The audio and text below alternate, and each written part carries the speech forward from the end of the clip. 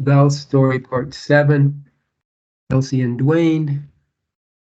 After I came back from my hike, it was quite the adjustment.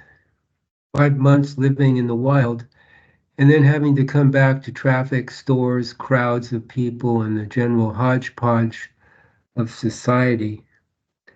I'd been renting a room in a cottage in Saratoga for $500 a month. I was still paying the landlady rent while on the hike to save the room. But when I got back, I thought, why am I paying this money when I can sleep outside for free in the park?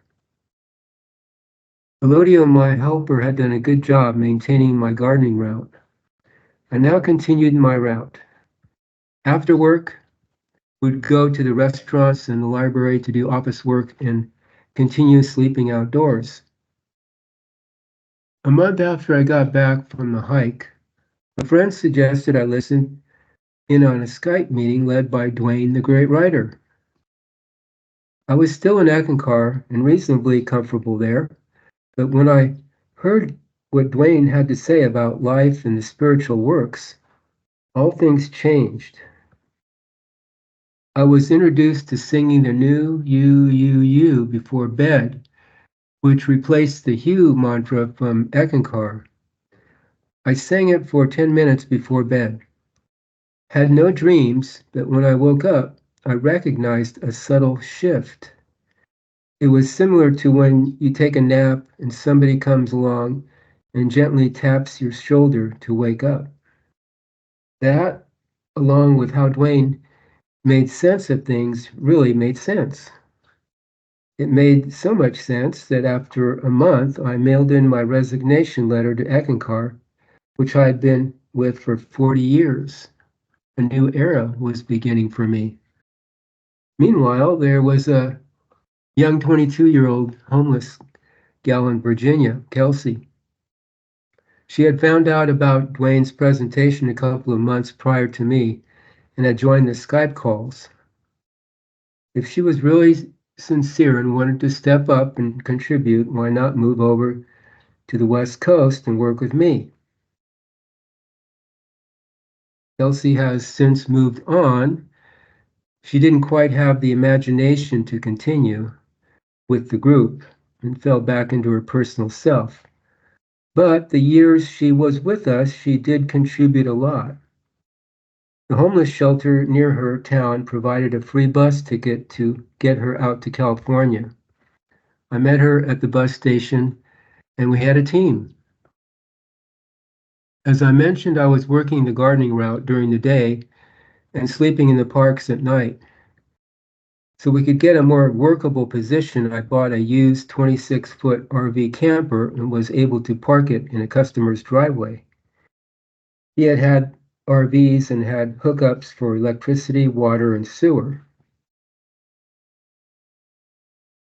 Elsie and I would eat and work on skits and plan our activities in the evening in the RV, and I would sleep out in the back orchard. In exchange, I would take care of his big lot and garden. At the same time, we would talk to Duane every evening and make plans. We did a lot in the year we were together in Cupertino. As I mentioned, we did a lot of skits, which Kelsey edited during the day when I was at work. Some of these would take 3 to 4 hours just to edit a 10-minute skit and add our funny clips, images, and story into it. Every week we had a psychic fair, art and wine festival, farmers market, or some event to go to. We visited the local colleges and talked to the environmental groups. And in the same college, De Anza Junior College, we would sit at a table in the cafeteria every week in spaces provided for the community and share our material.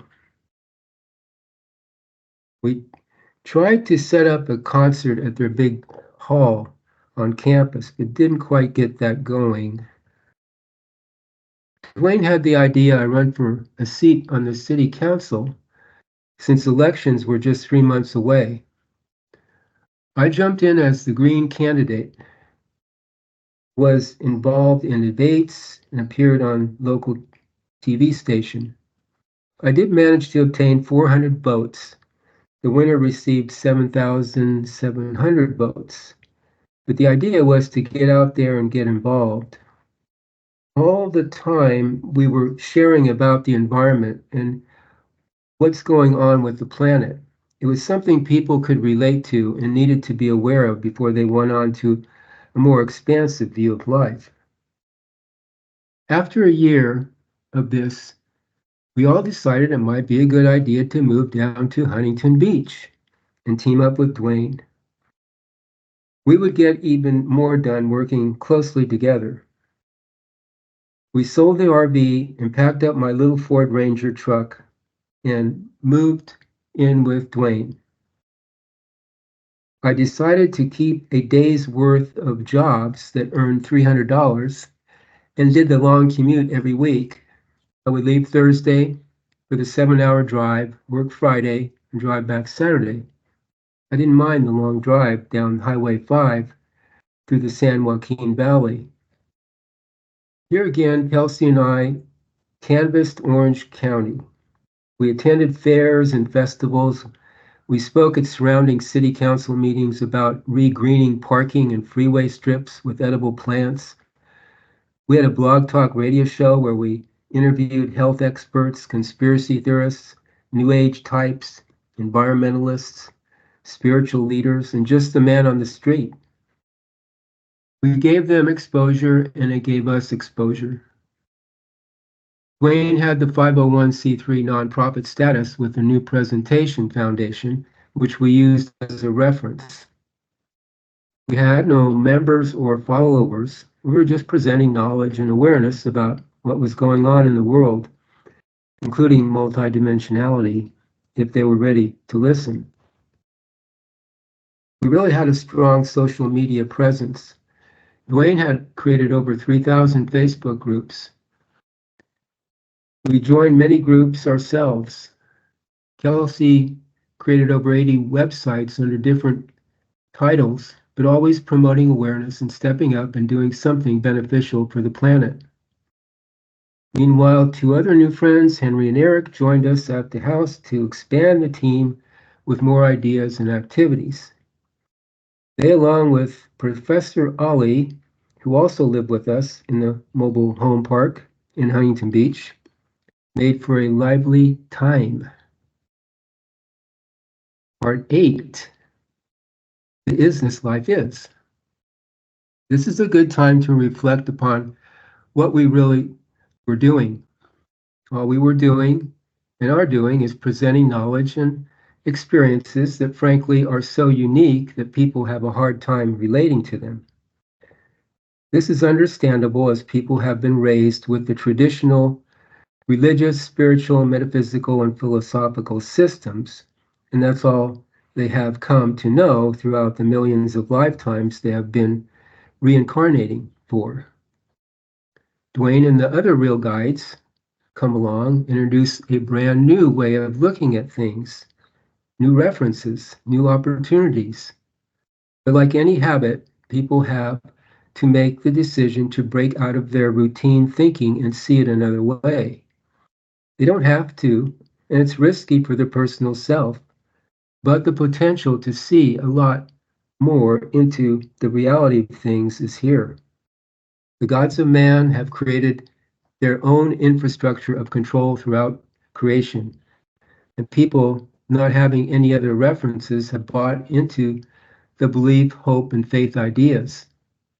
There's this one-dimensional planet which most of the masses live in, and then when they get restless and start wandering off into other dimensions, they really can get sidetracked. They become obsessed with the phenomenon and can spend many more lifetimes following some religious or spiritual idea.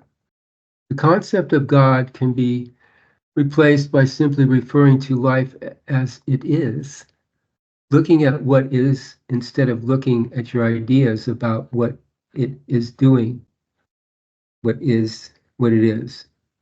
Just doing that can set you off on an endless journey of discovery.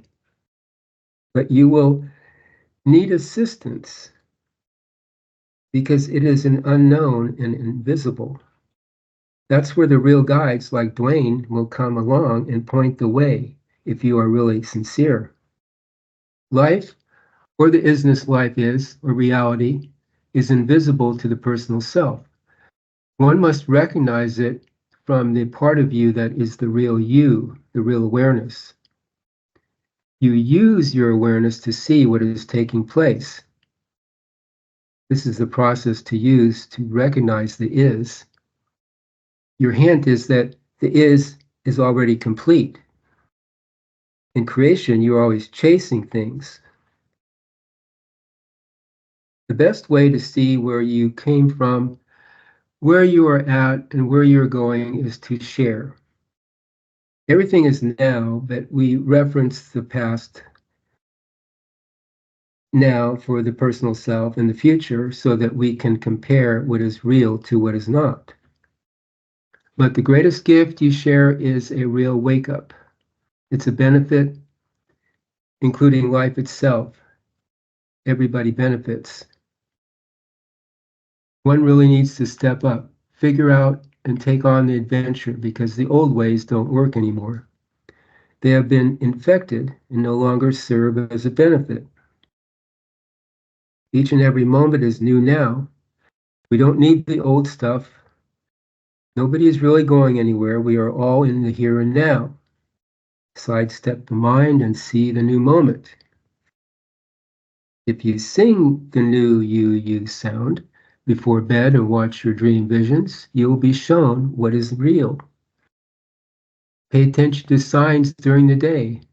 Your intuition will guide you to take the next best action for you and for the benefit of others.